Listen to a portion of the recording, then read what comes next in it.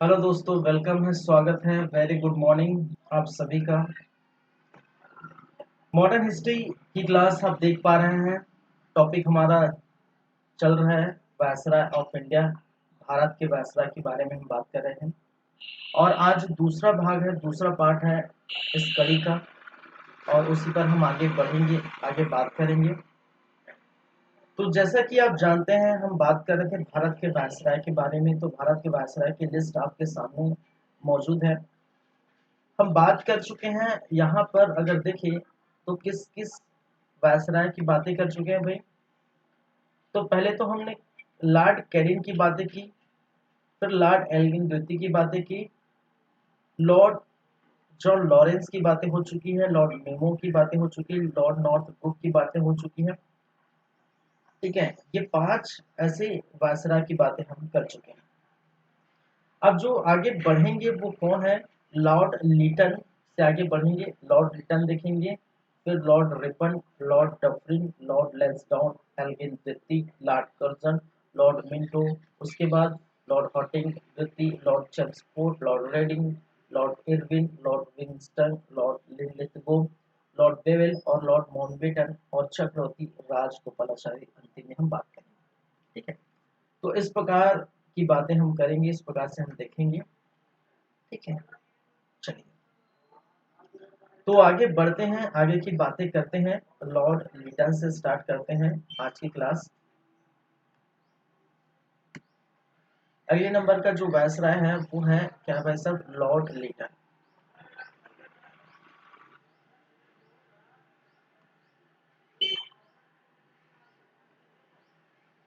Lord Lytton, Lord Lytton का जो समय काल है वो 1876 से लेकर 80 तक आपको दिखाई देते हैं।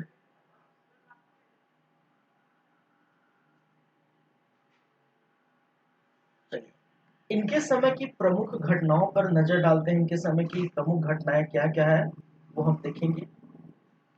तो सबसे पहली घटना, ठीक है, पहली बात हम बात करें जो है लिटन के बारे में। दो बातें हैं। एक बात ये कि लॉर्ड लिटन के बारे में याद रखिए। लॉर्ड लिटन एक एक विख्यात कवि, एक विख्यात कवि थे। कवि के साथ साथ उपन्यासकार थे, उपन्यास लिखते थे। ठीक है, निबंधकार थे।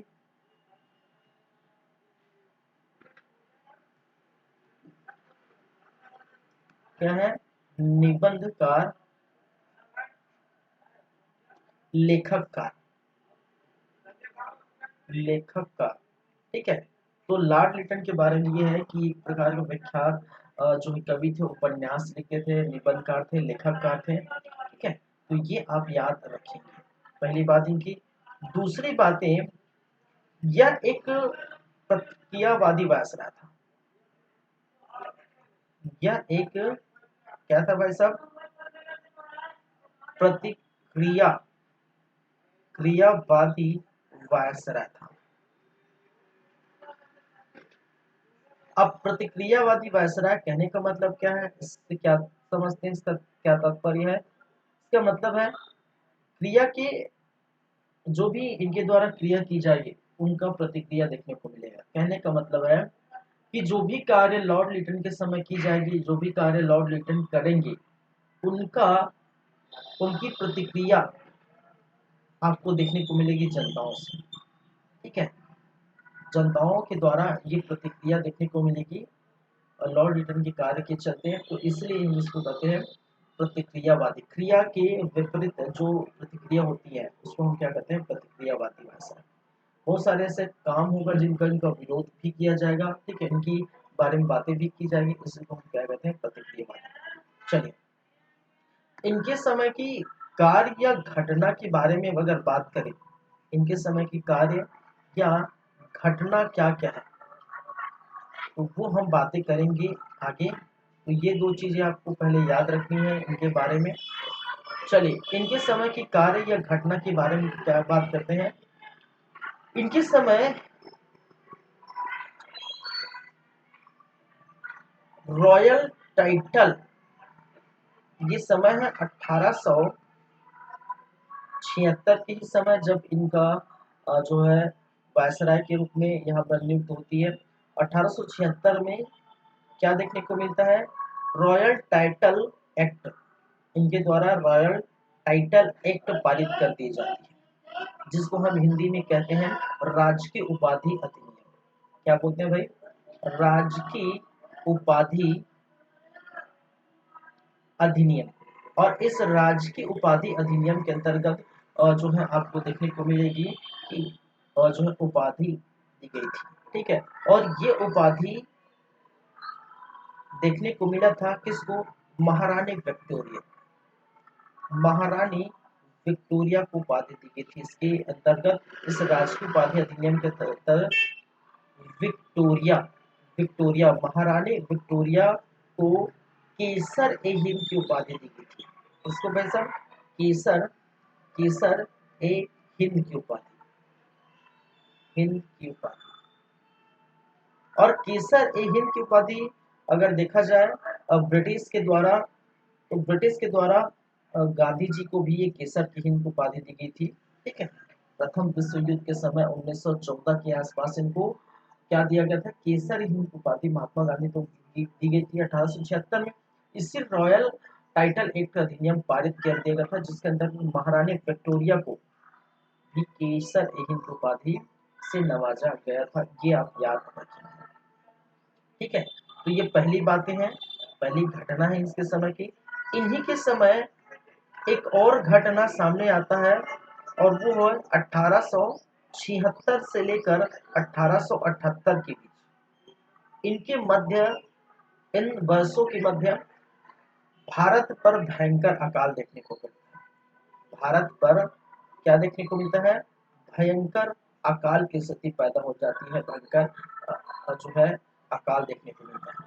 और भयंकर अकाल खासकर, खासकर ये भारत में अकाल अगर जो है जगह चिन्हित की जाए, तो एक तो आपका मद्रास का क्षेत्र देखने को मिलता है। मद्रास के क्षेत्र में आपकी जो है बम्बई के क्षेत्र में, बम्बई हो गया, मद्रास हो गया, मैसूर हो गया,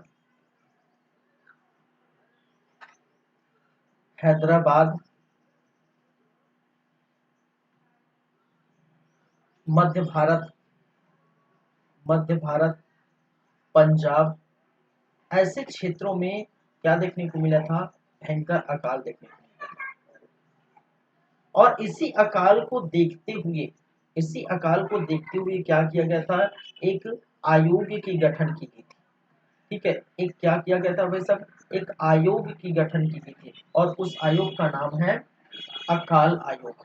किस आयोग की गठन की गई थी, किस आयोग की गठन की गई थी भाई साहब, अकाल आयोग की गठन की गई थी। इसी को देखकर अकाल, इसी समय आयोग की गठन।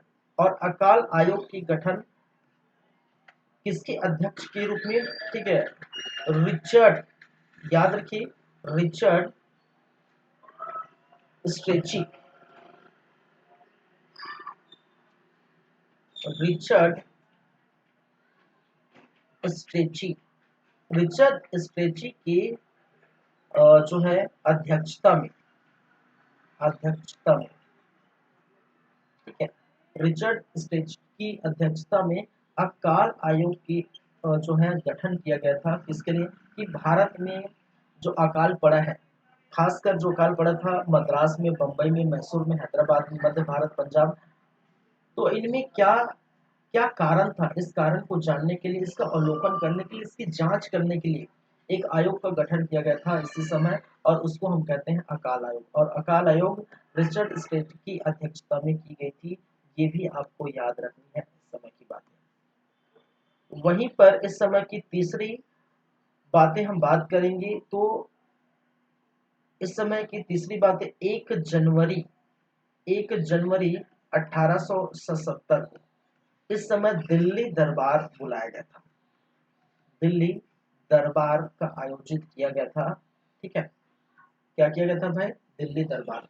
दिल्ली दरबार के बारे में बात करें तो 3 दिल्ली दरबार हुए थे। एक 1877 का दिल्ली दरबार, एक 1903 का दिल्ली दरबार, और एक आप बहुत जानते हैं, बहुत इंपॉर्टेंट है, 1911 का दिल्ली दरबार। और दिल्ली दरबार क्या है? दिल्ली दरबार का मतलब है कि यहाँ पर बहुत भारत पर, दिल्ली पर एक जो है मेला टाइप जो है सभा होती है, बैठक होती है, सभी लोग आते हैं, यहाँ के जो देसी रियासतों के राजा को बुलाया जाता है, साथ ही साथ ब्रिटिश क्राउन यहाँ पर आता है, ब्रिटिश राजा रानी यहाँ पर आते हैं, उनका स्वागत अच्छे से होता है, ठीक है। और 1911 का तो बहुत महत्वपूर्ण है, क्योंकि यहाँ पर आप जानते हैं 1911 के बारे में हम तो बात करेंगे। इस दिल्ली दरबार में एक तो बंग भंग आंदोलन था, ठीक है, बंगाल विभाजन था। इस बंगाल विभाजन क्या हो गया था? रद्द कर दिया गया था, और साथ ही साथ, ठीक है, राजधानी स्थानांतरित की गई थी। राजधानी, और राजधानी कहाँ से कहाँ? कोलकाता। कोलकाता से कोलकाता से दिल्ली ट्रांसफर कर दी गई थी बाद में, ठीक है। अंतिम जो दिल्ली दरबार बैठा था, अंतिम दिल्ली दरबार जो देखने को मिला था, उसमें बंगाल विभाजन रद्द कर दिया गया था, दूसरी राजधानी जो है कोलकाता से दिल्ली ट्रांसफर कर दिया गया था। जो अस्तित्व में दिल्ली, हालांकि 1911 में कोलकाता से दिल्ली कर दिया गया था, लेकिन अस्तित्व में आया था वो कब भाई साहब? वो आया था 1912 में, दूसरे वर्ष। तो ये भी आपको ध्यान रखनी है। तो 3 दिल्ली दरबार हुए थे, प्रथम 1877, 1903 द्वितीय, और तृतीय 1911, ठीक है। तो ये चीजें आपको याद रखनी होगी। चलिए, तीसरे नंबर की बातें होगी। चौथे नंबर की हम बातें करेंगे यदि, तो चौथे नंबर में एक था vernacular press act. Vernacular press act लाया गया था, और वर्नाकुलर प्रेस एक्ट जो लाया गया था 1878 में आपको देखने को मिलता है। अब ये है क्या? वर्नाकुलर प्रेस एक्ट क्या है, ठीक है। देखिए, वर्नाकुलर प्रेस एक्ट में क्या किया गया था कि देसी भाषाओं पर छपने वाले समाचार पत्र पर प्रतिबंध लगाया गया था, ठीक है। देसी भाषा, देसी भाषा पर छपने वाले समाचार पत्रों पर, समाचार पत्रों पर क्या किया गया था? प्रतिबंध लगाया गया था। इस वर्नाकुलर प्रेस एक्ट के अंतर्गत देसी भाषा की छपने वाली, देसी भाषा पर छपने वाली समाचार पत्रों पर प्रतिबंध लगाया गया था। यह छूट दी गई थी। छूट किसको दी गई थी? छूट दी गई थी अंग्रेजी भाषा के समाचार पत्रों, अंग्रेजी भाषा की, भाषा के समाचार पत्रों को, समाचार पत्रों को, पत्रों को क्या किया गया था? छूट दी गई थी। अब देखिए, ये कारण क्या है भाई साहब? ये देसी भाषा के समाचार पत्रों को जो है इस पर प्रतिबंध लगाने का, समाचार पत्रों को प्रतिबंध लगाने का अगर कारण की बात करें, तो उसका कारण क्या है?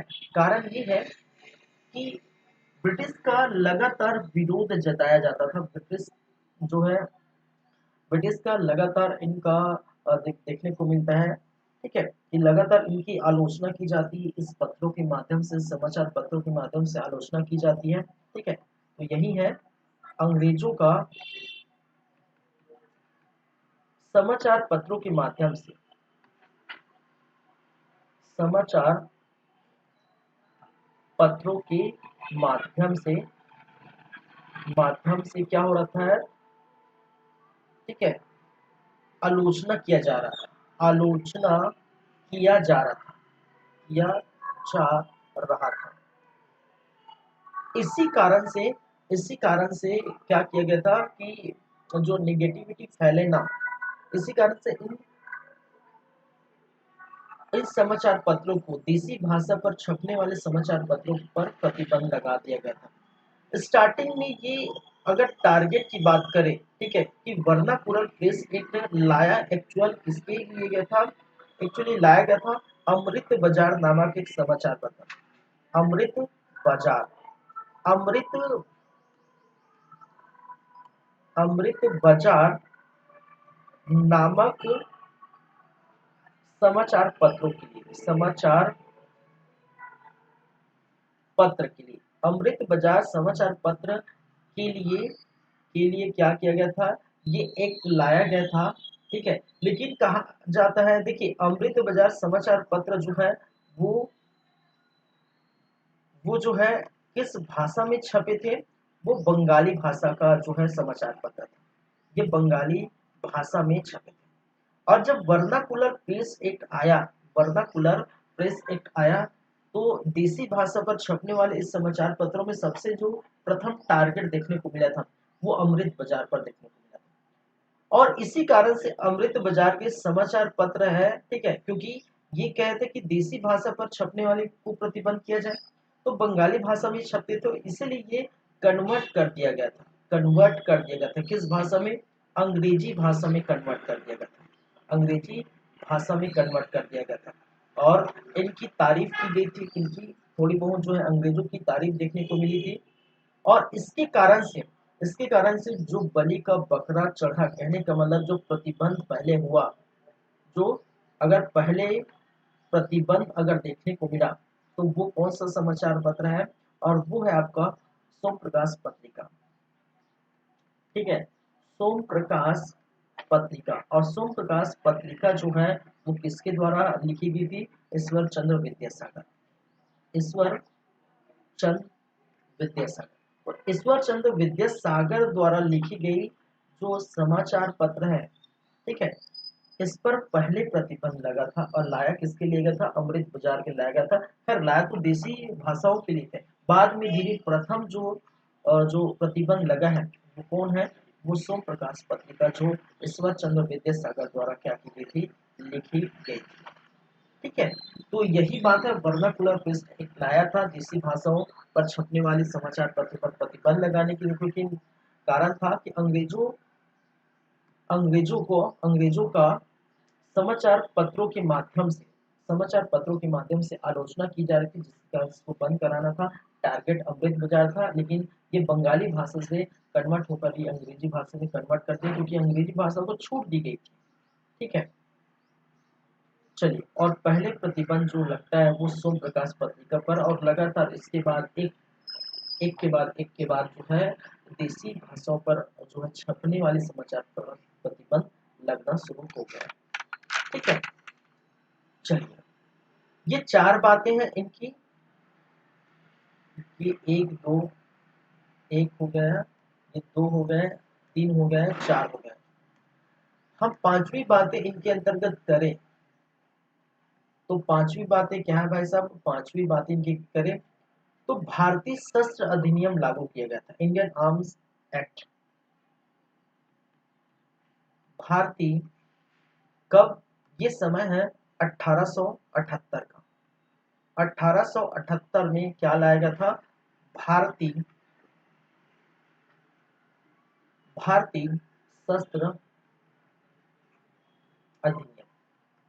और भारतीय शस्त्र अधिनियम जिसको हम कहते हैं Indian Indian arms act, Indian arms act. और ये भारतीय जो शस्त्र अधिनियम, इंडियन आर्म्स एक्ट के बारे में बातें करें,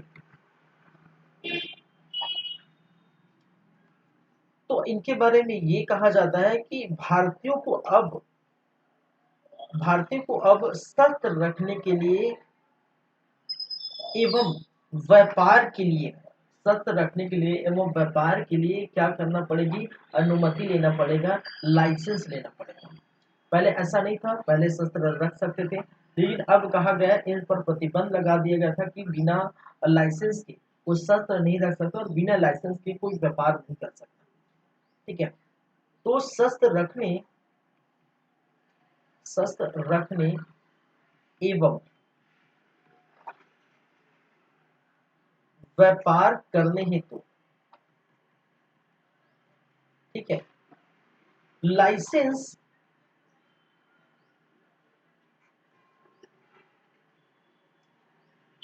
अनिवार्य कर दिया गया।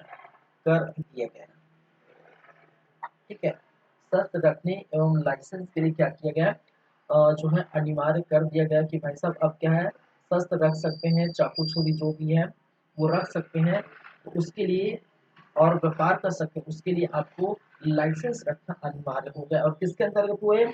भारतीय शस्त्र अधिनियम इंडियन आर्म एक्ट 1878 में लाया गया था। ये चीज भी आप क्या करेंगे, याद रखेंगे। इसी समय की एक और घटना है, इस समय देखने को मिली थी द्वितीय आंग्ल अफगान युद्ध। द्वितीय ये हुआ था, मैं पहले सन लिख देता हूँ। ये सन था सन 1878 से 80 के बीच। क्या देखने को मिला था? द्वितीय, इसी के समय लॉर्ड लिटन के समय द्वितीय आंग्ल आंग्ल द्वितीय आंग्ल अफगान युद्ध, अफगान युद्ध देखने को मिला था। द्वितीय आंग्ल अफगान युद्ध 1878 में लिख चुका हूँ, ठीक है, देखने को मिला। चलिए, तो ये भी आप याद रखेंगे। एक चीज आपको एक और चीजें याद रखनी पड़ेगी, ठीक है। यहाँ पर सिविल सेवा की परीक्षा के लिए सिविल सेवा सिविल सेवा परीक्षाओं में प्रवेश हेतु की अधिकतम उम्र, प्रवेश की अधिकतम उम्र क्या कर दी गई थी? अधिकतम उम्र 21 वर्ष से घटाकर, 21 वर्ष पहले था, ठीक है, अधिकतम उम्र कितनी था? 21 वर्ष। तो 21 वर्ष से घटाकर कर दिया गया था 19 वर्ष, ठीक है। 21 वर्ष से घटाकर क्या कर दिया गया था? 19 वर्ष कर दिया गया। तो मैं क्यों कह रहा हूं कि ये जो है लॉर्ड लिटन साहब जो प्रतिक्रियावादी थे, वायसराय थे, क्योंकि सिविल सेवा में जब परीक्षा की उम्र की अधिकतम सीमा 21 वर्ष से घटाकर 19 वर्ष कर दी गई, तो भारत के लोगों द्वारा, भारत के जनताओं द्वारा, ठीक है, इनका विरोध जताया गया, आक्रोश देखने को मिला, ठीक है। साथ ही साथ भारतीय शस्त्र अधिनियम के आने के बाद शस्त्र रखने के लिए लाइसेंस रखनी पड़ेगी, ऐसे कहने पर इनका विरोध जताया गया, इनकी बातें कही गई। वर्नाकुलर प्रेस एक्ट लाया गया, समाचार पत्रों को, देसी भाषा के समाचार पत्रों पर प्रतिबंध लगाया गया, तो भी इनका विरोध हुआ, ठीक है। साथ ही साथ विरोध इस बात पर हुआ कि दिल्ली दरबार, देखिए इसी समय आप जानते हैं कि दिल्ली दरबार जो है 1877 में हुआ था, और 1876 से 78 के बीच अकाल पड़ा था। अब देखिए अकाल पड़ा था भाई साहब यहाँ पर, और उसके बावजूद भी दिल्ली दरबार रखे थे। दिल्ली दरबार में इतना ज्यादा पैसा खर्च कर रहे थे, और पैसा तो भारत ही जा रहा था, ठीक है। पैसा खर्च कर रहे थे, सभी को बुला रहे थे, ठीक है, खाना पीना कर रहे थे, भोज व्यवस्था कर रहे थे, यहाँ के देसी रियासत के राजाओं को बुला रहे थे। तो इनका भी विरोध बहुत ही ज्यादा हुआ, ठीक है, क्योंकि अकाल के बावजूद भी ये ऐसे भव्य समारोह का आयोजन किया गया था, ठीक है। तो इस प्रकार की जो घटनाएं आप देख सकते हैं, वर्नाकुलर प्रेस एक्ट जैसे घटनाएं हैं, जो है दिल्ली दरबार जैसे घटनाएं हैं, जैसे भारतीय शस्त्र अधिनियम घटनाएं हैं, सिविल सेवा परीक्षाओं की जो अधिकतम उम्र घटाई गई है, ये घटना है। इस सभी घटना के कारण लॉर्ड लिटन को जो विरोध झेलना पड़ा, और इसी कारण से हर वो कार्य के लिए विरोध झेलना पड़ा, जिसके कारण से इसको क्या कहा जाता है? प्रतिक्रियावादी वायसराय। कहने का मतलब जो कार्य करते हैं उनका विरोध होता है, उनकी बातें होती है, ठीक है, और इसी को हम कहते हैं प्रतिक्रियावादी वायसराय। तो ये चीजें आपको याद रखनी है लॉर्ड लिटन के बारे में, ठीक है। तो आपको समझ में आ गया होगा, बेहतर तरीके से, अच्छी तरीके से समझ में आएगा होगा भाई साहब कि ये क्या चीज है, लॉर्ड लिटन के बारे में हम क्या पढ़ चुके हैं, ठीक है। चलिए, तो ये हो गया आपका लॉर्ड लिटन हो गया समाप्त। और लॉर्ड लिटन के बाद हम आगे बढ़े, तो लॉर्ड लिटन के बाद आगे क्या है? लॉर्ड रिपन साहब की बातें, किसकी है? Lord Ripon. तो उसके बारे में भी हम क्या कर सकते हैं, बात कर सकते हैं। चलिए आगे चलते हैं, आगे हम बात करेंगे लॉर्ड रिपन। लॉर्ड रिपन, ठीक है। चलिए, लॉर्ड रिपन का जो समय काल है 1880 से लेकर 1884 1884 के बीच आपको देखने को मिलता है। ठीक है, 1880 से लेकर 1884, 1880 से 1884 लॉर्ड रिपन देखने को मिलेगा आपका वायसराय के रूप में। इनकी समय की प्रमुख घटनाओं पर हम नजर डालते हैं, क्या क्या बातें हैं इनके समय की प्रमुख घटना। तो इनके समय की प्रमुख घटना ये है, देखिए इनके बारे में बात कर दूं कि ये एक प्रकार का, इसको भारत का क्या कहा जाता है, भारत का लोकप्रिय वायसराय की संख्या दी गई थी। ठीक है, 1909 में 1909 में मदन मोहन मालवीय, समझिएगा, मदन मोहन मालवीय मालवीय द्वारा क्या किया गया था, द्वारा इनको इनको क्या दी गई थी, लोकप्रिय वायसराय कहा गया था। लोकप्रिय लोकप्रिय वायसराय कहा गया था, कहा गया था। तो ये बहुत ही ज्यादा इंपॉर्टेंट है। 1909 में कांग्रेस का एक अधिवेशन हुआ था और उस अधिवेशन में मदन मोहन मालवीय साहब थे और मदन मोहन मालवीय ने क्या कहा था कि भारत का लोकप्रिय जो है वायसराय जो हो वो लॉर्ड रिपन है, ऐसा मदन मोहन मालवीय ने कहा। तो एक तो अब लॉर्ड रिपन जो है, देखिए लॉर्ड लिटन के बारे में पढ़े कि लॉर्ड लिटन एक प्रतिक्रियावादी वायसराय है। लॉर्ड रिपन के बारे में पढ़े तो लॉर्ड रिपन एक लोकप्रिय वायसराय की इनको जो है कहा गया है। और तीसरी बात ये भी याद रखें कि एक और वायसराय आएंगे, लॉर्ड कर्जन। तो लॉर्ड कर्जन को अलोकप्रिय वायसराय की संज्ञा दी गई है, अलोकप्रिय। ठीक है, तो लोकप्रिय वायसराय किसको कहा गया है, लॉर्ड रिपन को, और अलोकप्रिय वायसराय किसको कहा गया है, लॉर्ड कर्जन को, जो आगे आएगा। और उसके पहले भी जस्ट देखें कि प्रतिक्रियावादी वायसराय कौन है, लॉर्ड लिटन है। तो ये तीन चीजें इनके बारे में, इन तीन लोगों के बारे में, तीन वायसराय के बारे में याद रखिए, कभी भी ऐसा क्वेश्चन उठ के सामने आ जाते हैं। ठीक है, तो प्रमुख घटना या कार्य अगर देखें इनके समय की प्रमुख घटना या कार्य, चलिए तो प्रमुख घटना या कार्य अगर देखें तो सबसे फर्स्ट हम बात करें तो फर्स्ट है यहाँ पर 1881 में क्या किया गया था, नियमित जनगणना की गई थी। नियमित जनगणना जनगणना नियमित जनगणना की शुरुआत देखने को मिली थी किसके समय भाई साहब, लॉर्ड रिपन के समय नियमित जनगणना की शुरुआत देखने को मिली थी। आपको ये भी मैं बता दूं, एक जनगणना हुआ था। ठीक है, एक जो है जनगणना देखने को मिला था, एक जनगणना हुआ था 1700 सॉरी 1872 में, 1872 और 1872 में लॉर्ड मेयो के कार्यकाल में, लॉर्ड मेयो लॉर्ड मेयो के कार्यकाल में क्या हुआ था, प्रथम जनगणना की गई थी, प्रथम जनगणना। लेकिन प्रथम जनगणना तो की गई थी, लेकिन ये वैज्ञानिक आधारित नहीं था। आप जानते हैं मैंने पढ़ाया, वैज्ञानिक आधारित नहीं था, आधारित नहीं था। ठीक है, पूरी तरह से ये जो है वैज्ञानिक आधारित नहीं था। और ये वाला जो जनगणना है ये क्या था, पूरी तरह से वैज्ञानिक आधारित जनगणना था। ठीक है, आधारित जनगणना जनगणना। ठीक है, तो ये चीजें आप याद रखें। तो वैसे तो पहले प्रथम जनगणना जो 1872 में की गई थी लॉर्ड मेयो के समय, वो आप याद रखिए। दूसरा याद रखेंगे कि नियमित जनगणना या फिर वैज्ञानिक आधारित पर जो जनगणना हुई थी 1881 में की गई थी, ये भी आप याद रखेंगे। दूसरे इनके समय की मोस्ट जो इम्पोर्टेंट ये भी बातें हैं दूसरे। देखिए क्यों इसको लोकप्रिय वायसराय कहा जाएगा, आगे आपको जब इनकी जो है इनके समय की घटना, इनके समय की कार्य की बातें करें तो आपको समझ में आ जाएगा क्यों ऐसा कहा जाता है।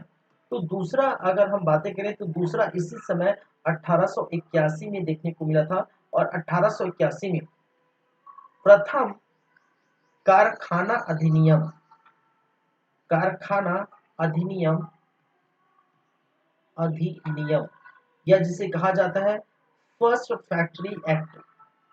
ठीक है, फर्स्ट फैक्ट्री एक्ट और प्रथम कारखाना अधिनियम या फर्स्ट फैक्ट्री एक्ट के अंतर्गत क्या कहा गया था, यहाँ पर बाल मजदूर को रोकने के लिए लाया गया था। ठीक है, क्या किया गया था, बाल मजदूर या बाल श्रमिक, श्रमिक को क्या किया, वो रोकने हेतु। ठीक है, कि यहाँ पर जो कारखानों में बाल मजदूर कार्य करते हैं, कारखानों में बाल श्रमिक जो कार्य करते हैं, उसी को रोकने के लिए क्या किया गया था, जो है प्रथम कारखाना अधिनियम लाया गया था। और प्रथम कारखाना अधिनियम के अंतर्गत क्या कहा गया कि यहाँ पर 7 वर्ष से अधिक, 7 वर्ष से अधिक उम्र की जो है बालक या बालिका है, ठीक है, 7 वर्ष से अधिक उम्र के बालक क्या कर सकते हैं, कारखाने में कार्य कर सकते हैं, कार्य कर सकते हैं।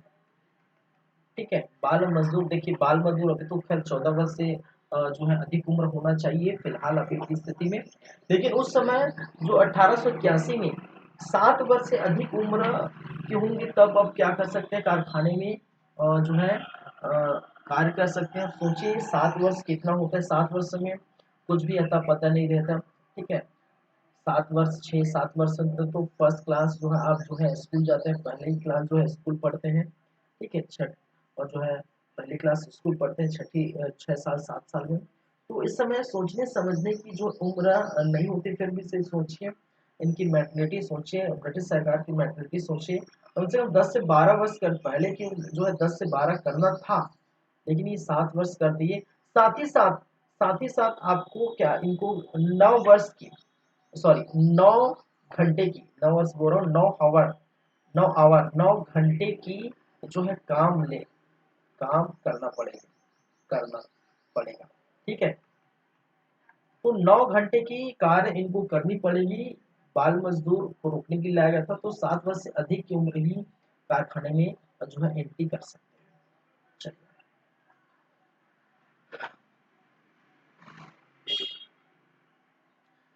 आगे हम बढ़ते हैं, तीसरे नंबर की हम बात करें तो तीसरा नंबर जो है वो क्या है, 1882 का। और 1882 में एक घटना बोल सकते हैं यहाँ पर, स्थानीय स्वशासन स्थानीय स्वशासन स्थानीय स्वशासन की शुरुआत की गई थी। स्थानीय स्वशासन की शुरुआत देखने को मिली थी। कहने का मतलब, आप जो पढ़ते हैं पंचायती राज, ठीक है, 73वें एवं 74वें संविधान संशोधन, तो 73वें 74वें संविधान संशोधन में आपको देखने को मिलता है कि पंचायती राज अनिवार्य कर दिया गया था। पंचायती राज अनिवार्य कर दिया गया था। ठीक है, ये भी आप जानिए।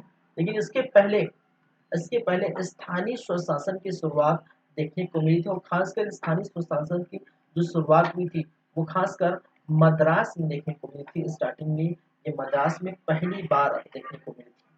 लेकिन इस समय हालांकि संवैधानिक अधिकार तो था, संविधानिक और जो है क्या था, अधिकार था, पर अनिवार्य नहीं था। लेकिन यहाँ पर कहाँ पर 73वें और 74वें संविधान संशोधन में पंचायती राज को अनिवार्य कर दिया गया था। ये आप अच्छी तरीके से जानते हैं। तो बस इतना याद रखिए, इस समय की एक घटना 1882 में स्थानीय स्वशासन की शुरुआत इन्हीं के समय की गई थी। चलिए एक यहाँ पर और आप याद रखेंगे, सर विलियम हंटर की अध्यक्षता में 1882 में 1882 में sir William Hunter sir William Hunter की अध्यक्षता में सर विलियम हंटर की अध्यक्षता में हंटर आयोग हंटर आयोग हंटर आयोग की नियुक्ति की गई थी। ठीक है, हंटर आयोग की नियुक्ति की गई थी। और ये हंटर आयोग की नियुक्ति करने का अगर कारण की बात करें तो इसके अंतर्गत आपको देखने को मिलेगा कि जो शिक्षा में सुधार करने के लिए उच्च शिक्षा और जो है प्राथमिक शिक्षा और माध्यमिक शिक्षा, ठीक है, प्राथमिक शिक्षा एवं माध्यमिक शिक्षा में सुधार हेतु, माध्यमिक शिक्षा में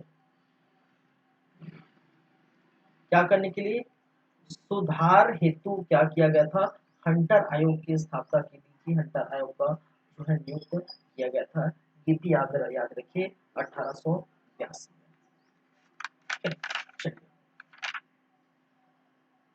आगे चलते हैं। पांचवा, इस समय की एक मोस्ट जो है इम्पोर्टेंट घटना घटी थी, उसको हम कहते हैं 1883 से 84 के मध्य एक घटना घटी थी जिसको हम कहते हैं एल्बर्ट बिल विवाद। एल्बर्ट बिल विवाद हुआ।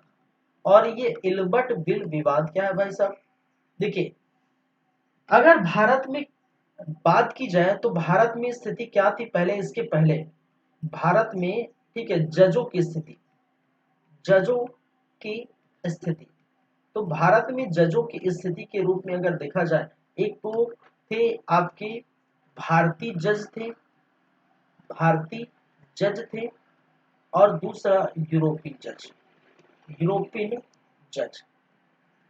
देखिए भारतीय जज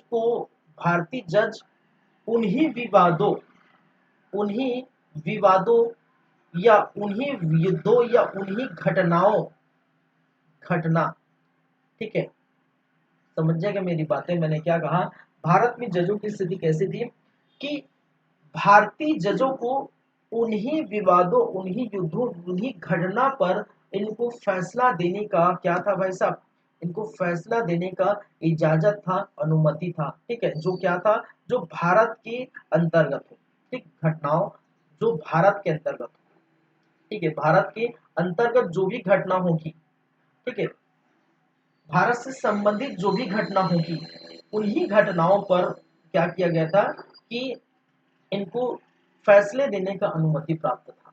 अगर भारत का जो भारत के साथ किसी यूरोपियन का घटना होता है, किसी अन्य के साथ घटना होती है, तो उनका फैसला ये नहीं करेंगे।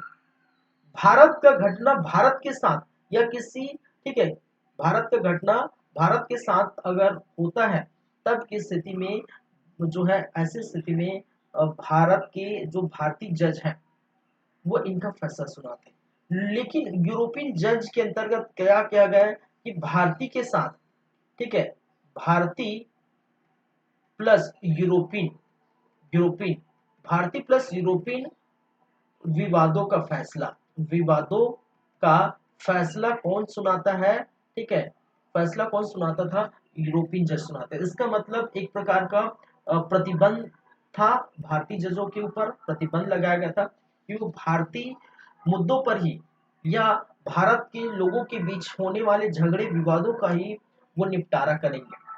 लेकिन यूरोपियन जज में ऐसा नहीं था। यूरोपियन जज में ऐसा था कि भारतीय के साथ किसी के साथ अगर भारतीय की का युद्ध किसी यूरोपियन के साथ होता है, किसी अन्य देशों के साथ होता है, तो इनका फैसला यूरोपियन जज सुनाते थे, ऐसा पहले था। लेकिन इस इल्बर्ट बिल विवाद क्या था, हम बात करें तो इल्बर्ट बिल के द्वारा क्या लाया गया था, एक बिल पारित किया गया था, और इस बिल में कहा गया था कि भारतीय जज अब जो है, क्या किया गया था कि अब भारतीय जज भी किसी भी विवाद को, किसी भी प्रकार के विवादों का निपटारा कर सकते हैं, विवादों का निपटारा या फैसला कर सकते हैं, फैसला कर सकते हैं। इसका मतलब क्या है, अगर पहले था भारत के साथ, अगर भारत का कोई लफड़ा होता है तो फिर वो करते थे फैसला। लेकिन अब क्या हो गया था, इल्बर्ट बिल के अंतर्गत क्या किया गया था कि भारतीयों को भी ये इजाजत दी गई थी, भारतीयों को भी, भारतीय जजों को भी ये अनुमति प्रदान की गई थी कि भारत का मतभेद, भारत का विवाद किसी अन्य देशों के साथ होता है, यूरोपियन के साथ होता है, तो उनका भी सुनवाई अब क्या कर सकते हैं, भारतीय कर सकते हैं। ठीक है, और इसी इल्बर्ट बिल के चलते, ठीक है, इसी इल्बर्ट बिल के चलते लॉर्ड रिपन के रूप जो है को दबाव झेलनी पड़ी। ठीक है, बात ब्रिटिश संसद पर पहुंच गई और इसी के चलते विवाद खड़ा हो गया। इसी इल्बर्ट बिल के चलते विवाद खड़ा हो गया और इसी को हम पूरा कहते हैं इल्बर्ट बिल विवाद कहते हैं। पूरा नाम क्या है, इल्बर्ट बिल का, क्योंकि इल्बर्ट बिल पर जो विवाद हुए हैं उसी को हम क्या कहते हैं, इल्बर्ट बिल। तो हालांकि ये तो पास हो गया था, इल्बर्ट बिल क्या हुआ था, इल्बर्ट बिल क्या हो गया था, बिल पास तो हो गया, पास तो हो गया, परंतु परंतु भारतीय जजों को, परंतु भारतीय परंतु भारतीय जजों को अनुमति नहीं मिली, अनुमति नहीं दी गई, अनुमति नहीं दी गई। ठीक है, पूरी तरह से ये तो जो है पारित हो गया संसद, लेकिन बाद में इनको खारिज कर दिया था, बाद में अनुमति नहीं दी गई थी। ये भी आपको याद रखेंगे, ये था इल्बर्ट बिल विवाद। ठीक है, और इसी इल्बर्ट बिल लाने के कारण, स्थानीय स्वशासन की शुरुआत करने के कारण, हंटर आयोग की जो है नियुक्ति करने के कारण, क्योंकि शिक्षा को बढ़ावा देने के कारण, जो है कारखाना अधिनियम लाने के कारण, नियमित जनगणना करने के कारण, इसको मदन मोहन मालवीय ने क्या कहा है, लोकप्रिय वायसराय की जो है उनकी बात कही, इनको लोकप्रिय वायसराय कहा है। ठीक है, तो ये था आपका इल्बर्ट बिल विवाद और ये था आपका लॉर्ड रिपन।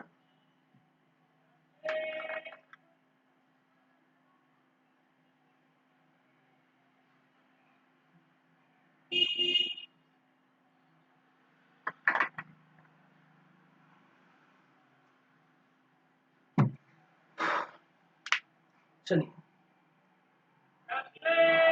हो गए, क्लियर है बातें। ठीक है, चलिए आगे बढ़ते हैं, आगे की हम बात करते हैं लॉर्ड रिपन के बाद। लॉर्ड रिपन के बाद हम देखेंगे लॉर्ड डफरी। ठीक है, Lord Dufferin, Lord Lansdowne, Lord Elgin, ये जो है बहुत थोड़ा थोड़ा इनकी जो है बातें हैं, तो देख लेते हैं भाई साहब। हम बात करेंगे लॉर्ड डफरिन की, और लॉर्ड डफरिन का जो समय काल है 1884 से लेकर 1888, 1888, 1884 से 1888 क्या है, लॉर्ड डफरिन का कार्यकाल रहा है भारत के वायसराय के रूप में।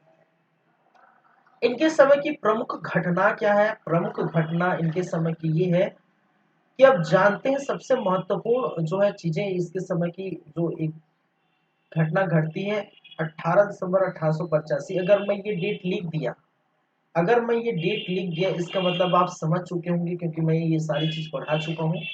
ये डेट लिख दिया, इसका मतलब समझ चुके होंगे इस समय कांग्रेस की स्थापना की गई थी। कांग्रेस कहने का मतलब भारतीय राष्ट्रीय कांग्रेस की स्थापना की गई थी। इसके भाई साहब, भारतीय राष्ट्रीय राष्ट्रीय कांग्रेस की स्थापना देखने को मिली थी। भारतीय राष्ट्रीय कांग्रेस की स्थापना इसी समय देखने, और मैं पढ़ा चुका हूं भारतीय राष्ट्रीय कांग्रेस की स्थापना 28 दिसंबर 1885 में की गई थी। तो इसकी स्थापना का कारण भी मैं बता चुका हूं, क्योंकि इस प्रकार से जो क्रांतिकारी, किस प्रकार से जो राष्ट्रवादी पनप रहे थे, तो उसी के लिए ये भारतीय राष्ट्रीय कांग्रेस का सहारा लिया गया था। ठीक है, कि राष्ट्रवादी डायरेक्ट हम पर हमला करे, डायरेक्ट हम पर आलोचना करे, इससे पहले उनके बीच एक जो बोलते हैं ना, एक मध्य में कोई आग जाएगा तो उसका सामना उसी को करना पड़ेगा, तो भारतीय राष्ट्रीय कांग्रेस की स्थापना कर चुकी है। यहाँ मैंने बताया था कि जो है जो रिटायर हो गए थे एओ व्योम, ठीक है, उनके द्वारा ये किया गया था। एओ व्योम जो जो रिटायर हो गए थे, एओ व्योम उनके द्वारा किया गया था। ठीक है, और इस समय प्रथम जो अधिवेशन हुआ था वो आपको देखने को मिला था। पहले तो वो खैर पुणे में रखे थे अधिवेशन, हम बात किए थे, और पुणे में पहले अधिवेशन रखे थे। प्लेग नामक बीमारी फैल गई थी जिसके कारण से वो ग्वालियर टैंक जो है, तेजपाल कॉलेज जो ग्वालियर टैंक है वहां पर मुंबई में किया गया था। बाद में ये भी आप रख दिया। ठीक है, चलिए, तो बहुत सारी बातें थी जो मैं बता चुका हूँ भारतीय राष्ट्रीय कांग्रेस के बारे में, तो आप इतना याद रखें। फिलहाल 28 दिसंबर 1885 में भारतीय राष्ट्रीय कांग्रेस की स्थापना लॉर्ड डफरिन के समय की गई थी, ये याद रखेंगे। ठीक है, दूसरी बातें, इस समय तृतीय आंग्ल बर्मा युद्ध हुआ था। तृतीय आंग्ल बर्मा युद्ध, और तृतीय आंग्ल बर्मा युद्ध हुआ था। इनमें से बर्मा बर्मा को क्या किया गया था, बर्मा को भारत में विलय कर दिया था। भारत में बर्मा का भारत में, या बर्मा को भारत में विलय विलय कर दिया गया था। बर्मा का भारत में विलय देखने को मिला था। ये चीजें आप याद रखेंगे। ठीक है, इनके समय की एक और घटना है, 1885 की घटना है। और 1885 में दो चीजें हुई थी, दो घटना हुई थी। एक तो जो है बंगाल टेनेंसी एक्ट लाया गया था, टेनेंसी एक्ट लाया गया था। और एक और इसी पर पंजाब टेनेंसी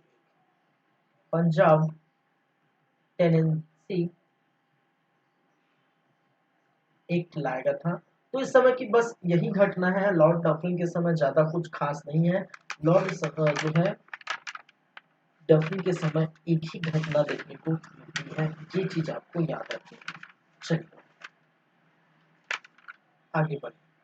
आगे हम बात करें तो मैं यही लिख देता हूँ, यही देख लेते हैं। ठीक है, ज्यादा पेज यूज करने से अच्छा यही मैं देख लेता हूँ।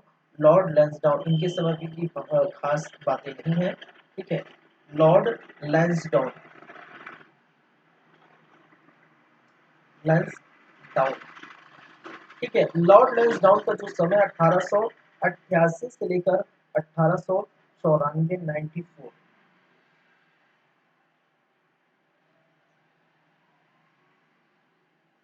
इसके समय की जो है घटना है। पहली बात ये कि 1891 में दूसरा कारखाना अधिनियम लाया गया था। दूसरा कारखाना अधिनियम पारित किया गया था।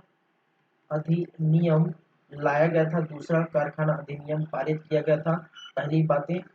दूसरी बातें इनके समय की ये है कि 1892 में भारतीय परिषद अधिनियम भारतीय परिषद अधिनियम लाया गया था, ये याद रखिए। इसके समय की तीसरी घटना है 1891 में आयु विवाह अधिनियम पारित किया गया था।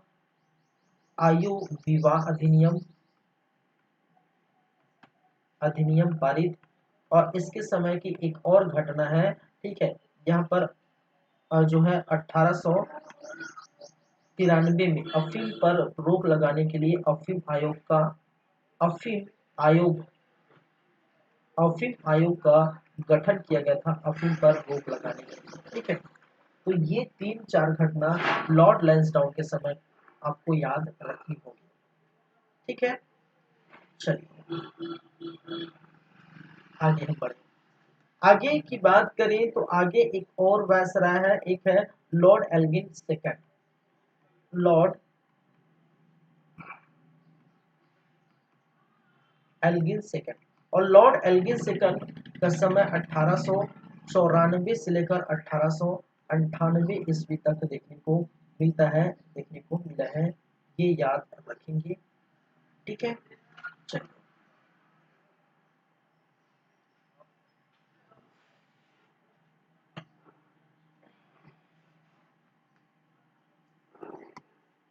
इसके समय की देखिए, इसका एक कथन था, एक कथन बहुत ज्यादा जो है देखने को मिला था। ठीक है, लॉर्ड एल्गिन जब भारत का वायसराय बनते हैं तो भारत के वायसराय पर इन्होंने व्यंग किया था। ठीक, भारत का वायसराय बनते हैं तो उन्होंने भारत पर एक व्यंग किया था कि हमने भारत को तलवार की नोक पर क्या किया है, नोक पर जीता है, हमने भारत को तलवार की नोक पर जीता है और हमेशा तलवार के बल पर अधीन रखेंगे। ठीक है, इनकी एक जो है कथन है, इन्होंने कहा कि हमने भारत को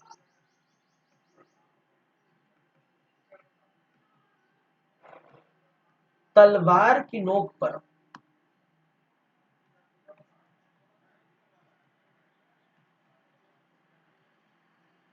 जीता है और हमेशा तलवार के बल पर और हमेशा तलवार के बल पर भारत को अधीन रखेंगे, भारत को क्या करेंगे, अधीन रखेंगे। तो कई बार ऐसे क्वेश्चन जो है आ जाते हैं, कई बार ऐसे क्वेश्चन दिखाई पड़ते हैं, निम्नलिखित में से किस वायसराय का ये कथन था कि हमने भारत को तलवार की नोक पर जीता है और हमेशा तलवार के बल पर, ये बाल लिखा गया है, तलवार की बल पर अधीन रखेंगे। तो ये किसने कहा है, तो ऐसे क्वेश्चन आ जाते हैं, उसको भी क्या करिए, याद रखिए। ठीक है, इनके समय की प्रमुख घटना है, इस समय आपको क्या देखने को मिला था, पूना पर प्लेग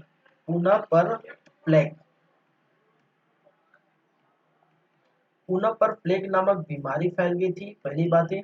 दूसरी बातें, इस समय जो चापेकर बंधु है, चापेकर बंधु, तो चापेकर बंधुओं द्वारा दो ब्रिटिशों की हत्या, दो ब्रिटिश अधिकारियों की हत्या की गई थी, अधिकारियों की हत्या देखने को मिली थी, हत्या की गई थी। तीसरी बातें इनके समय की, इस समय लॉयल लॉयल आयोग का गठन किया गया था, इनके समय लॉयल आयोग की गठन किया गया था और ये अकाल को जांच करने की, अकाल अकाल को जांच करने की, या अकाल की जांच करने हेतु, अकाल की जांच करने हेतु क्यों, किस प्रकार से अकाल पड़ा, क्यों अकाल पड़ा, क्या जो है मिट्टी में कमी रह गई थी, क्या जो है आपके फसलों में कमी रह गई थी, क्या किस प्रकार से ये अकाल पड़ा, या बारिश में कमी हो गई या फिर जो है पानी सिंचाई में कमी हो गई, जो भी है, तो इसकी जांच करने के लिए लॉयल आयोग की गठन की गई थी। 1895 में वेल्बी आयोग की घटना की गई, एक स्थापना की गई थी, वेल्बी आयोग वेल्बी आयोग का गठन, और वेल्बी आयोग का गठन देखने को मिला था 1895 में। और ये क्यों हुआ था कि भारतीय भारतीय भारतीय व्यय भारतीय व्यय मतलब भारतीय खर्च, ठीक है, व्यय मतलब खर्च, ठीक है, भारतीय व्यय या भारतीय खर्च का जो है क्या करने के लिए, जांचने के लिए, जांच हेतु भारतीय खर्च या भारतीय व्यय की जांच हेतु क्या की गई थी, वेल्बी आयोग का गठन किया गया था। तो इनके समय की ये प्रमुख घटना है, एक वेल्बी आयोग, एक लॉयल आयोग। ठीक है, तो लॉयल आयोग जो है वो किस लिए, कि अकाल की जांच करने के लिए, वेल्बी आयोग की भारत में हो रहे जो है खर्चे, भारत के जो है व्यय को, भारत के खर्चे की जांच करेंगे। चापेकर बंधु ने इसी समय दो ब्रिटिश की जो है हत्या कर दी, क्या पूना में फ्लैग फैल गया था, और इनका कथन आपको सुनाई पड़ता है, दिखाई पड़ता है। तो ये लॉर्ड एल्गिन द्वितीय के समय की बातें आपको याद रखनी पड़ेगी। ठीक है, तो ये चीजें आपको क्या करनी है, याद रखनी है। इसके बाद हम बात करेंगे किसके भाई साहब, इसके बाद हम जो बात करेंगे वो क्या है, लैंसडाउन एल्गिन हो गया, लॉर्ड कर्जन, लॉर्ड मिंटो द्वितीय, उसके बाद ये भी सारे हैं। तो ये 2 क्लास लगेगा आज, जो है जितना हो सके 1.5 घंटे में, lord Curzon, lord Minto, lord Hardinge जो भी है, जितना हो सके वो करेंगे और नेक्स्ट क्लास में सबको हम फिनिश कर देंगे, खत्म कर देंगे। ठीक है, चलिए तो आगे हम चलते हैं, बात करते हैं लॉर्ड कर्जन के बारे में, जिनका समयकाल 1899 से लेकर 1905 तक देखने को मिला है।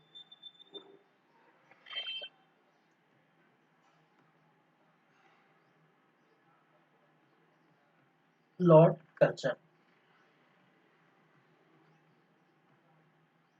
1899 से लेकर 1905 आपको दिखाई पड़ते हैं, देखने को मिलता है लॉर्ड कर्जन के बारे में। ठीक है, चलिए इनकी हम बातें करेंगे लॉर्ड कर्जन के बारे में।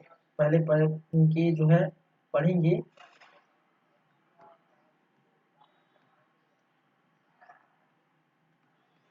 लॉर्ड कर्जन के बारे में थोड़ा जान लेते हैं, लॉर्ड कर्जन के बारे में थोड़ा जो है देख लेते हैं कि इन्होंने क्या क्या बातें कही हैं, इनके बारे में क्या क्या बातें हैं, इनको क्या कहा जाता है वगैरह वगैरह। ठीक है, तो स्टार्ट करेंगे, लेकिन जो है मुझे 2 मिनट का ब्रेक दीजिए। ठीक है, 2 मिनट के बाद मैं आता हूँ, फिर आगे की बात करेंगे। ठीक है, चलिए तब तक आप इस चीज़ को आप देखते रहिए, पढ़ते रहिए। 2 मिनट का ब्रेक के बाद मैं आगे बढ़ता हूँ।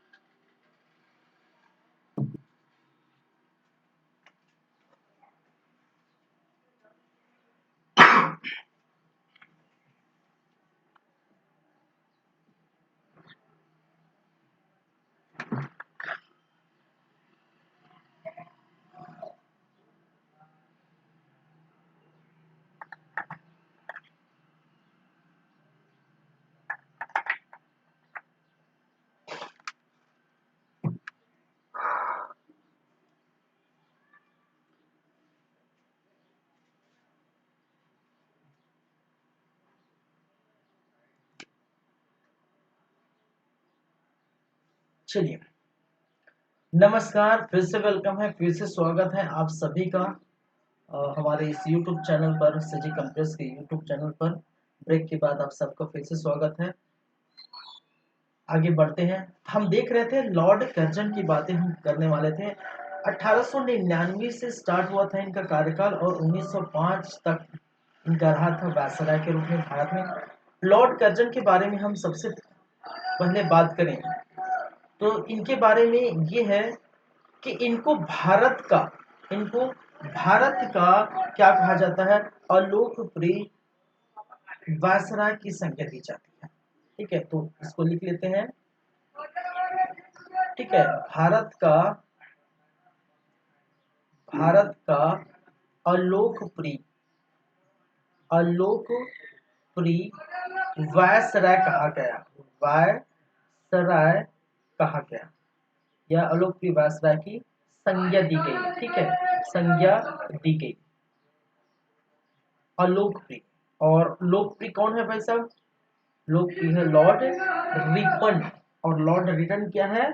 प्रतिक्रियावादी वायसराय। तो ये दो तीन चीजें इनके बारे में जो है, ऐसे वायसराय के बारे में याद रखिए। चलिए, इनकी जो है कर्जन की जो जीवनी है, कर्जन की जीवनी, ये भी याद रखिए, कर्जन की जीवनी रोनाल्डसे द्वारा लिखी गई। द्वारा क्या की गई? लिखी गई थी। ये भी याद रखें। इनके समय की तीसरी बात कहने का मतलब कर्जन के बारे में तीसरी बात है, ठीक है, क्यों अलोकप्रिय कहा जाता है? इनके कार्यों को देखकर। ठीक है, और साथ ही साथ गोपाल कृष्ण गोखले का कथन है।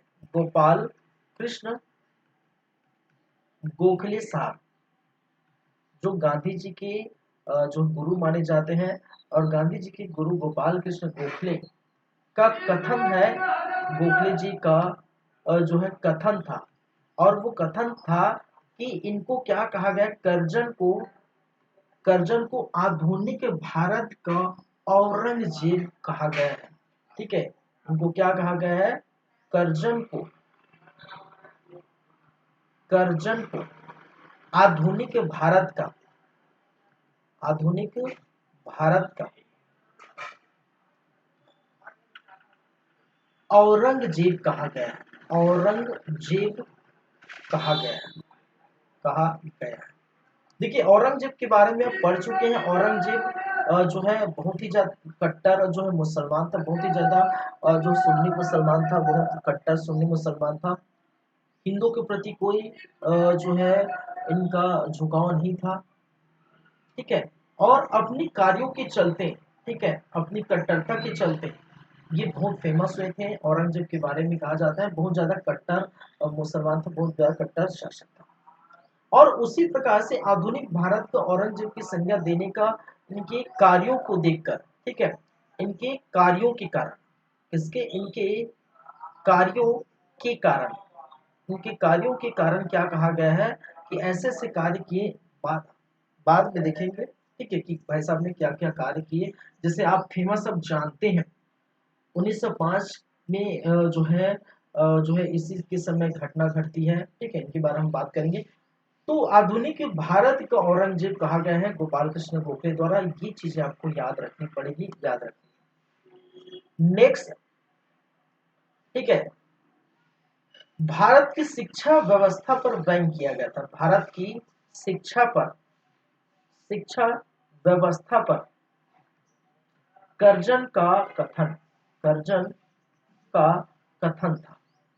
और कर्जन ने कहा था कि भारत की ऐसी शिक्षा व्यवस्था है जिसमें, ठीक है, कहा था कि पूर्व के विश्वविद्यालय, अब पूर्व कहने का मतलब ब्रिटिश इस तरफ पश्चिम में रहते, इसका मतलब उसका पूर्व हम होंगे। ठीक है, तो पूर्व के विश्वविद्यालय, ठीक है, पूर्व के विश्वविद्यालय ऐसे ऐसे हैं जहां जहां विद्यार्थी को कोई डिग्री नहीं दी जाती, कोई डिग्री डिग्री नहीं दी जाती, ऐसा कहा है। ठीक है, किसने? कर्जन का कथन है कि भारतीय शिक्षा व्यवस्था पर जो व्यंग करते हुए, तंज कसते हुए लॉर्ड कर्जन ने ये कथन कहा कि पूर्व के जो विश्वविद्यालय है ऐसे विश्वविद्यालय है जहां भारतीयों को वहां कोई डिग्री प्राप्त नहीं होती। ठीक है, चलिए, तो ये भी आपको याद रखें। इसके समय की एक और घटना है, एक और कथन उन्होंने कहा है। ठीक है, चलिए, इन्होंने एक जो है कलकत्ता कलकत्ता कलकत्ता नगर पालिका पर भी व्यंग किया है। नगर पालिका पर व्यंग किया है, तंग कसा है, व्यंग किया है। और वो क्या है भाई साहब, उन्होंने कहा कि मैं वायसराय की जो है वायसराय की बात, ठीक है, कि वायसराय के बाद मुझे ये लालसा है कि मैं कलकत्ता का महापौर बनूं। इसका मतलब उनकी जो है ये व्यवस्था किससे खुश नहीं थे, कलकत्ता की नगर पालिका की व्यवस्था पर खुश नहीं थे। तो उन्होंने कहा कि वायसराय के बाद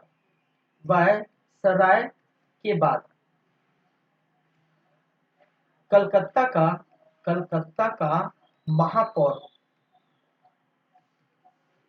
बनो।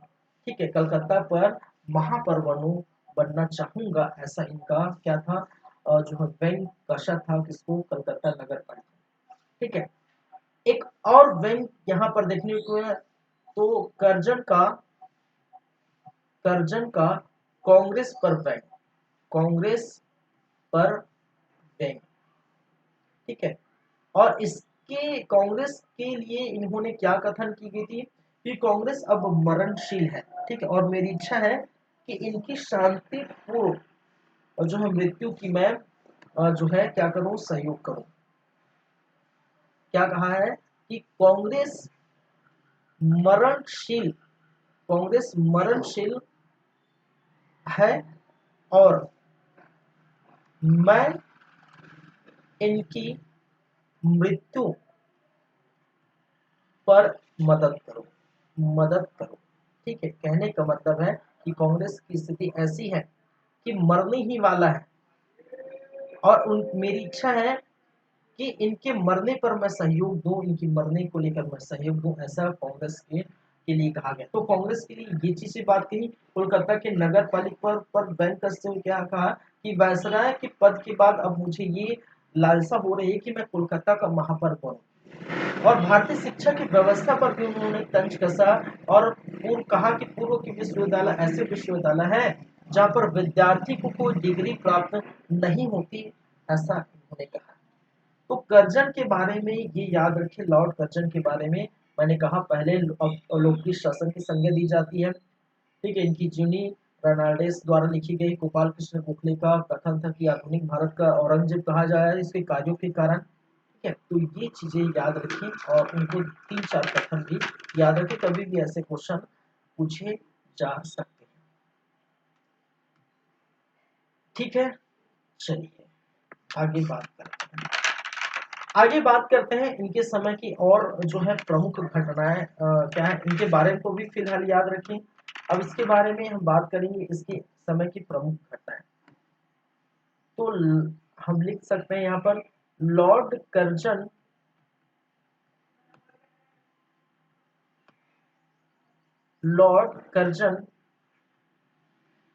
के समय की प्रमुख घटना या घटनाएं या कार्य। तो लॉर्ड कर्जन की प्रमुख घटना या कार्य क्या क्या होगी भाई, वो हम देखते हैं। चलिए स्टार्ट करते हैं। तो पहला कार्य है 1899 की है। 1899 में इन्होंने पहले कार्य किया, भारतीय भारतीय टंकण पत्र एवं मुद्रा अधिनियम लाया। मुद्रा अधिनियम पारित। ठीक है, भारतीय टंकण पत्र एवं मुद्रा अधिनियम पारित किया गया था 1899 में। और इसके तहत क्या की गई थी भाई साहब, इसके तहत पाउंड को भारत में मान्य कर दिया गया था। इसके तहत पाउंड को भारत में मान्य कर दिया गया, मान्य घोषित या मान्य कर दिया या मान्य घोषित की, जो भी है।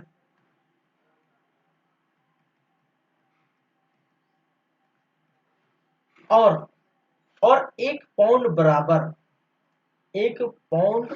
बराबर 15 रुपए की वैल्यू, इनकी एक पाउंड की वैल्यू जो है 15 रुपए की बराबर ये रख दी गई है। ठीक है, एक पाउंड की वैल्यू 15 रुपए के बराबर रख दी गई।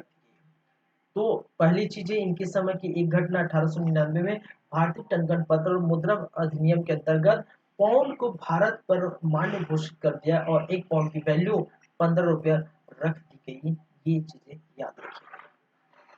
1900 की घटना है, 1900 की घटना है। यहाँ पर पंजाब भूमि अन्यक्रमण, पंजाब भूमि अन्यक्रमण और जो है अधिनियम पारित की गई थी। और ये क्यों लाया गया था? इसके तहत किसानों की भूमि गैर किसानों को न मिलनी चाहिए। ठीक है, इसके तहत किसानों की भूमि गैर कृषकों को न जानी चाहिए। गैर कृषक, जो कृषक नहीं है, ठीक है, गैर कृषकों को न जाए। इसके लिए क्या किया गया था? पंजाब भूमि अन्यक्रमण अधिनियम लाया गया था और किसान की भूमि किसान को ही रहेगी, किसान की भूमि अन्य जो गैर कृषक है उनके पास न जाए, इसके लिए नियम बनाया गया था। ये भी आप याद रखिए। इसी समय 1901 में एक और घटना घटी थी। भारत में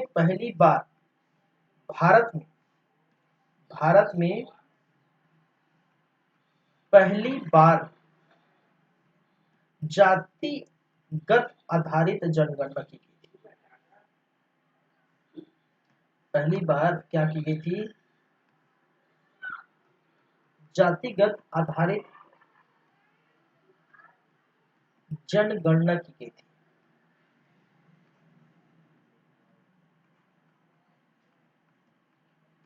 तो ये चीजें आपको याद रखनी। ठीक है, तो ये 3 चीजें हो गई 1901 की। चलिए आगे बढ़ते हैं, 4th नंबर की बात करते हैं। ये 3 हो गया। चौथे नंबर की बात करें तो चौथे नंबर 1902 का यहाँ पर एक और घटना है। यहाँ पर पुलिस आयोग की स्थापना, पुलिस आयोग का गठन किया गया था और किसकी? एंड्रू फ्रेजर की अध्यक्षता में, क्या की गई थी? पुलिस आयोग की गठना की गई थी। ये भी याद रखिए। 1902 की एक घटना है, 1902 में भी एक घटना हुई है।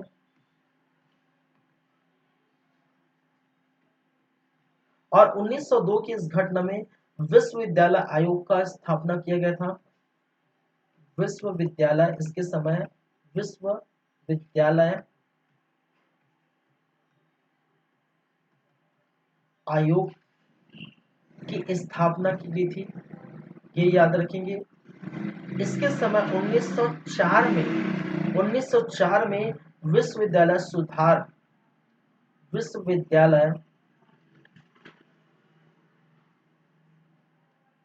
सुधार अधिनियम पारित किया गया था।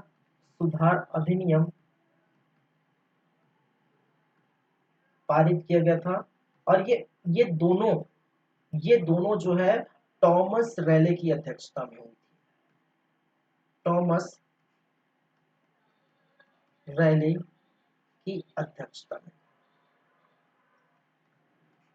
ठीक है, ये दोनों घटना जो हुई थी थॉमस रैले की अध्यक्षता में देखने को मिली थी।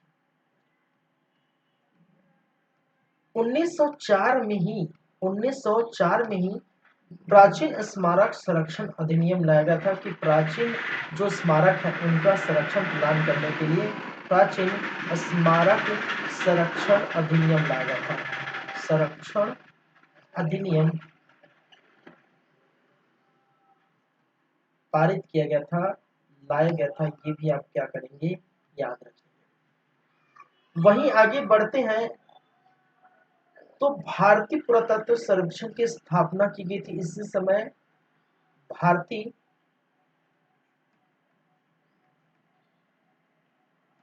पुरातात्विक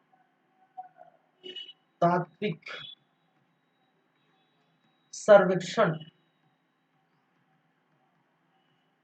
विभाग की स्थापना इसी समय देखने को मिली है। इसी समय उद्योग एवं वाणिज्य विभाग की स्थापना की गई थी, ये भी याद रखेंगे। इसी समय उद्योग एवं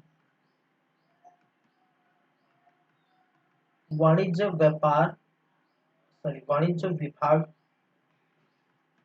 की स्थापना भी देखने को मिली थी। इसी समय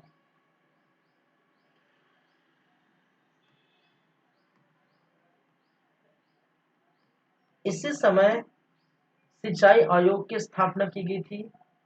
सिंचाई आयोग की स्थापना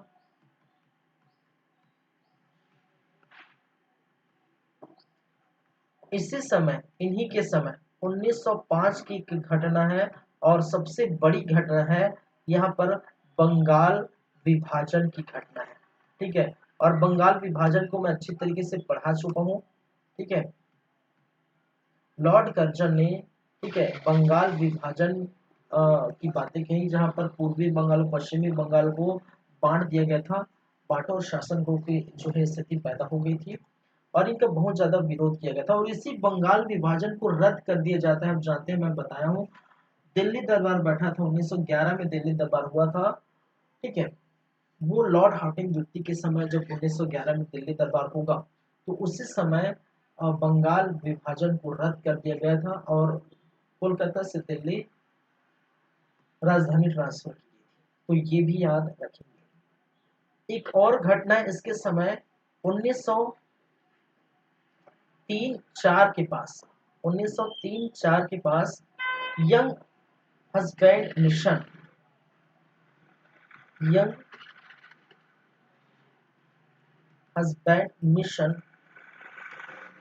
लाया गया था। ठीक है, कहाँ पर, तिब्बत में ये लाया गया था। और एक और घटना है इसके समय, यहाँ पर घटना नहीं है, कहने का मतलब यहाँ पर अगर बातें करें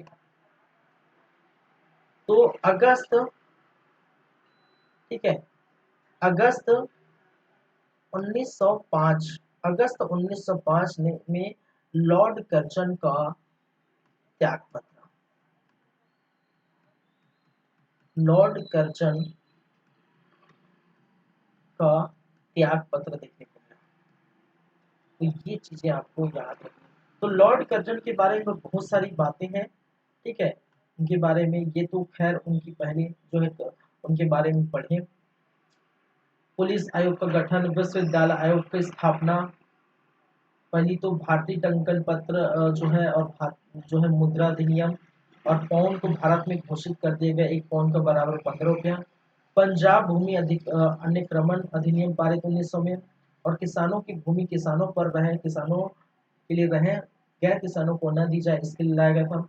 भारत में पहली बार जातिगत अधिनियम जो है आधारित जनगणना 1901 में की गई थी।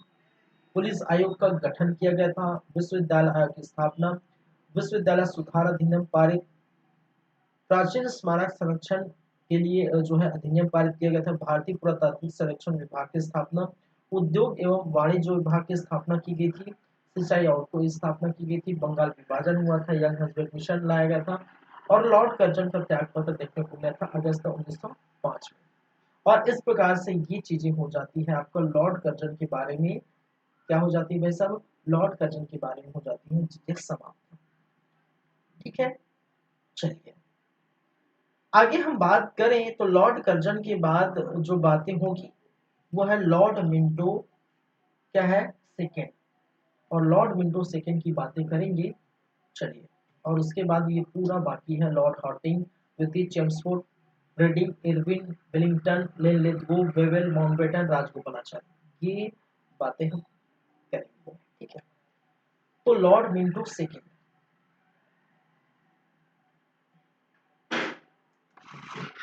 चलिए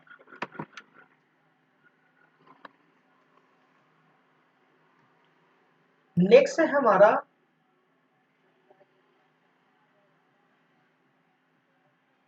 लॉर्ड मिंटो सेकेंड। और लॉर्ड मिंटो सेकेंड का जो समय है, जैसे ही लॉर्ड कर्जन क्या करते हैं, इस्तीफा देते हैं अपने पद से, ठीक है, और उसके बाद 1905 में ये वैसरा बनते हैं और 1910 तक ये रहते हैं। ठीक है, तो 5 साल इनका शासन रहता है। तो मैंने क्या कहा, 1905 से लेकर 1910।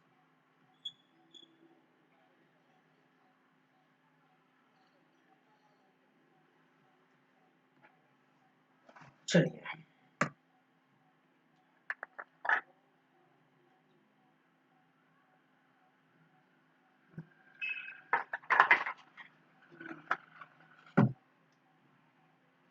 इसके समय की क्या क्या घटना है वो हम देखते हैं। तो पहली बातें 1906 में, 1906 में मुस्लिम लीग की स्थापना की गई थी। मुस्लिम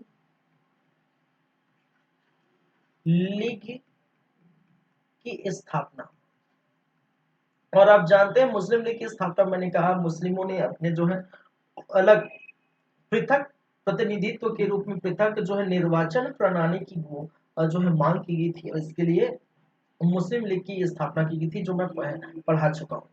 ठीक है, इसी समय खुदीराम बोस को, खुदीराम बोस को फांसी दी गई थी, फांसी दी गई थी। किसके समय, लॉर्ड मिंटो के समय, लॉर्ड मिंटो द्वितीय के समय ही खुदीराम बोस को फांसी दी गई थी। इसके समय जो 1908 में, 1908 में बाल गंगाधर तिलक को 6 वर्ष का कारावास हुआ था। बाल गंगाधर तिलक को क्या किया था, 6 वर्ष का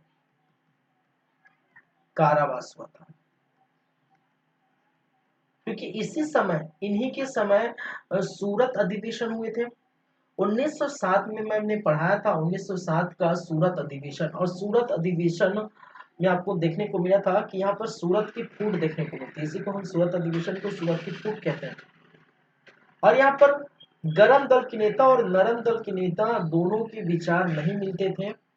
गरम दल के नेता अपने जो है लोगों को, अपने लोग को अध्यक्ष बनाना चाहते हैं, नरम दल के नेता अपने लोग को अध्यक्ष बनाना चाहते हैं, और इसी के चलते लास्ट में नरम दल के नेता जो है अध्यक्ष बनते हैं। ठीक है, और जिसके तरह से गरम दल के नेता का वो उग्रवाद देखने को मिलता है, वो जो है उग्र देखने को मिला है। और बाल गंगाधर तिलक को इसी राष्ट्रद्रोह के चलते, इसी उग्र के चलते गिरफ्तार किया गया था। और इसमें लाल बाल पाल थे, लाल बाद में जो है, ठीक है, इनको जो है 6 वर्ष की जो है सजा सुनाई गई 1908 में, और 1914 में ये बाल गंगाधर तिलक छूटते हैं। 1920 में इनकी मृत्यु होती है।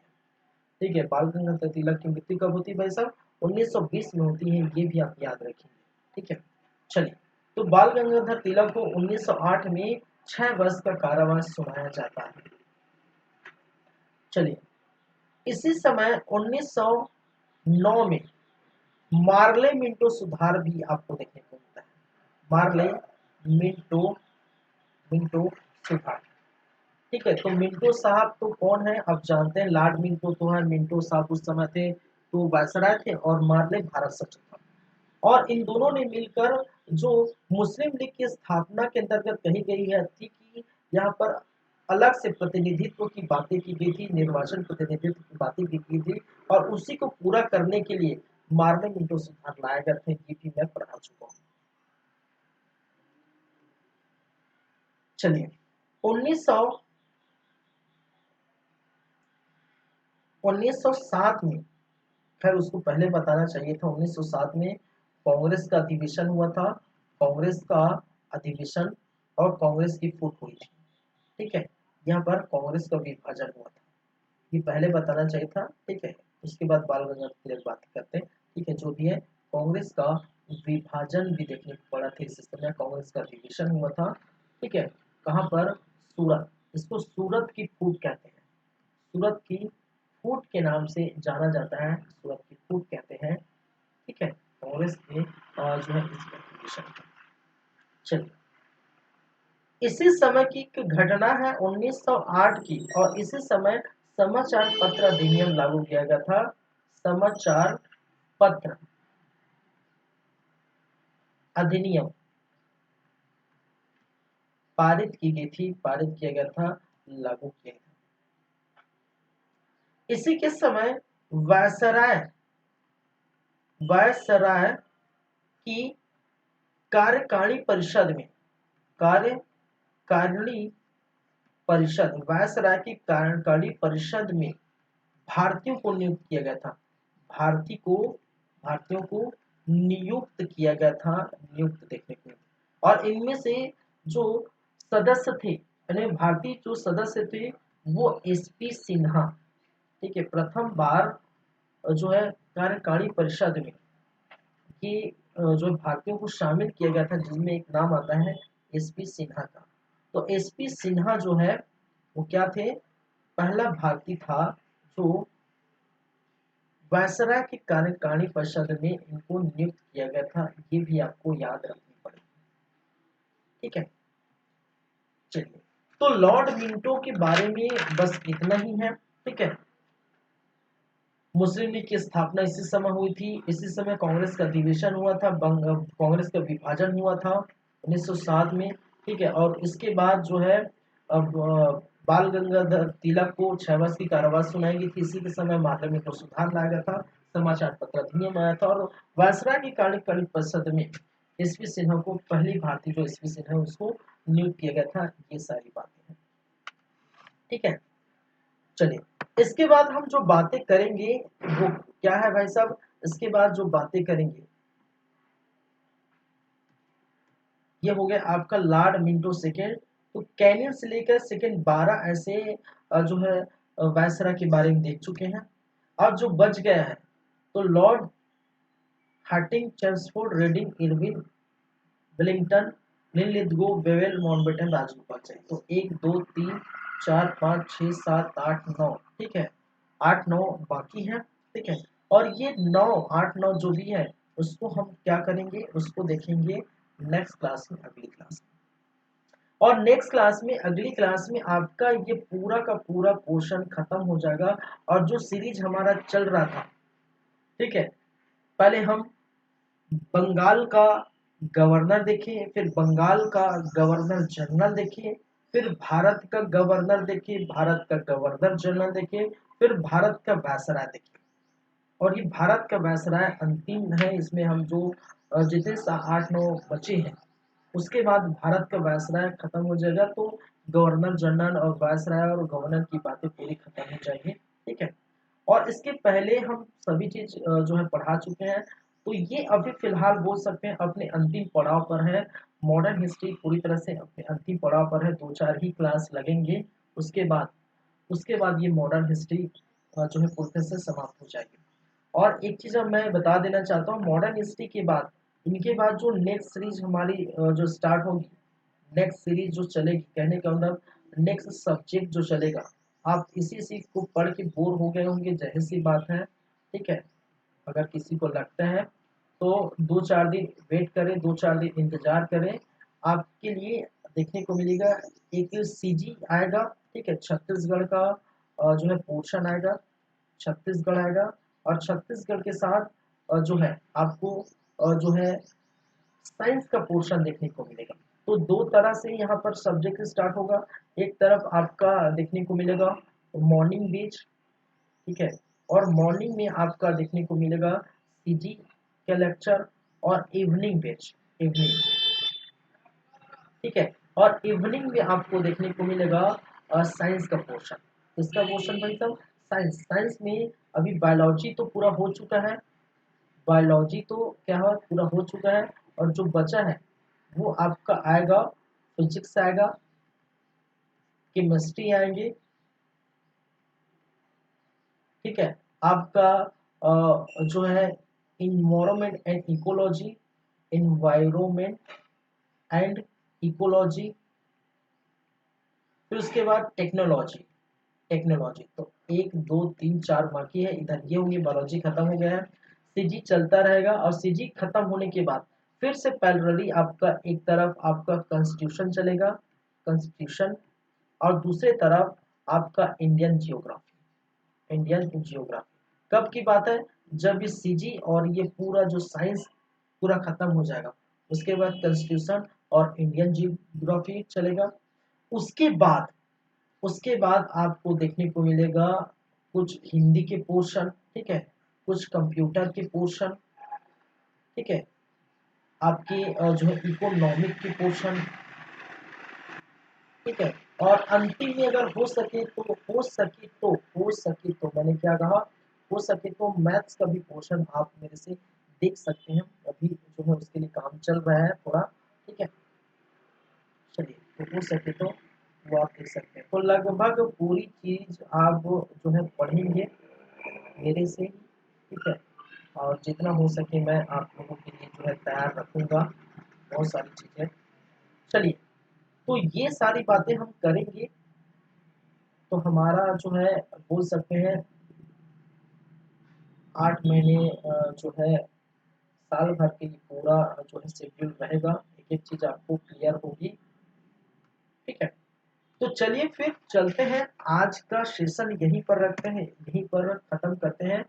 वायसराय ऑफ इंडिया पार्ट 2 यहीं पर समाप्त करते हैं, पार्ट 3 में ये आपका कंप्लीट हो जाएगा। चलिए, thank you guys, thank you class, मिलते हैं आप लोगों से नेक्स्ट टाइम, और नेक्स्ट टाइम ये सभी की बातें हम करेंगे। चलिए, थैंक यू।